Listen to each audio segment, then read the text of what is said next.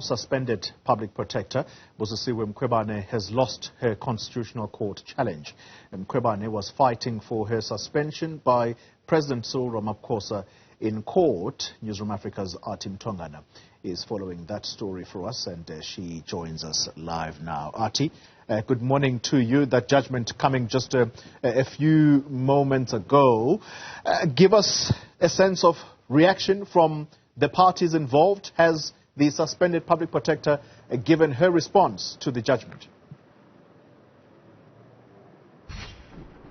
Well, not at this stage, Xoli. As you've just mentioned, we all have just heard the Deputy Chief Justice, Mandisa Maya, handing down that judgment. So I presume that at this stage, they are studying the judgment. We have reached out to her to give us reaction. We have reached out to the Democratic Alliance. You will recall that they were the ones who approached the Constitutional Court immediately after the Western Cape High Court had handed down that judgment together with the President. We've also reached out for their reaction at the Democratic Alliance as well as Parliament. We presume that all those parties will be reacting to this judgment, which in a nutshell only means that the Public Protector will not be going back to office, because the appeals by the Democratic Alliance and the President have been upheld by the Constitutional Court. Remember, they were fighting that the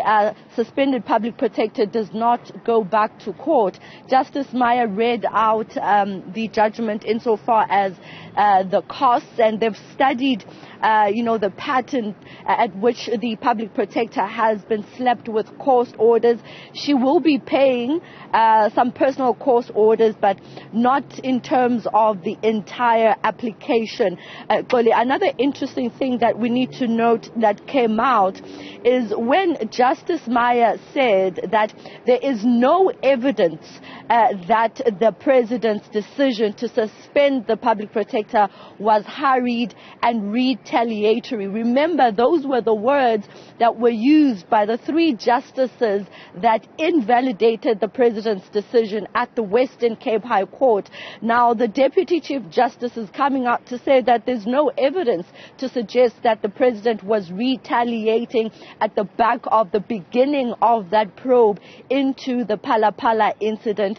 And so what she basically is saying is that the acting Public Protector, the Deputy Public Protector, would have then continued with the investigation, and that the President's decision was not to prejudice the Public Protector but to protect the office of the Public Protector.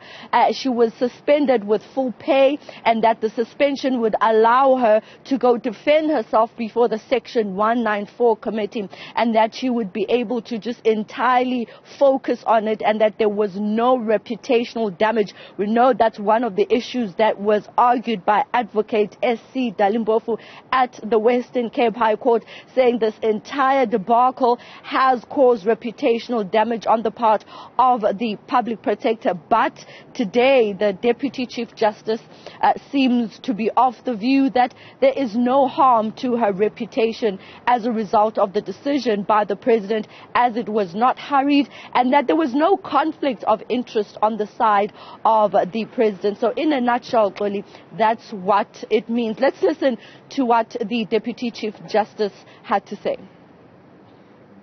The appeals by the Democratic Alliance, the DA, and the President of the Republic of South Africa in CCT 251 of 22 and CCT 252 of 22 against the orders in paragraphs 187.5 and 187.6 of the full court's judgment delivered on 9 September 2022, the Part B judgment, are upheld. Well, a very clear decision there, Athi Mtongana. Perhaps as a final question, do we know whether this was a unanimous judgment by the Constitutional Court, or was it a split judgment?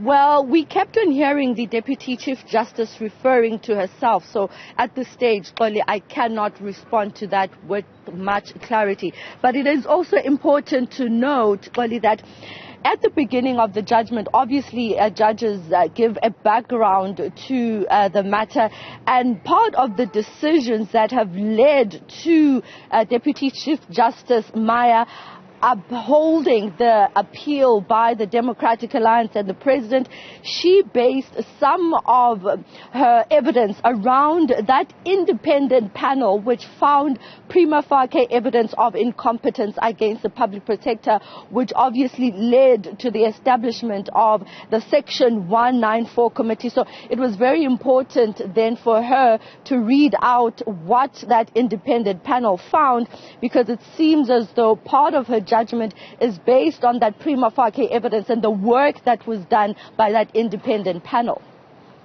And I thank you very much for that update, giving us the highlights of this particular judgment. Quite comprehensive indeed.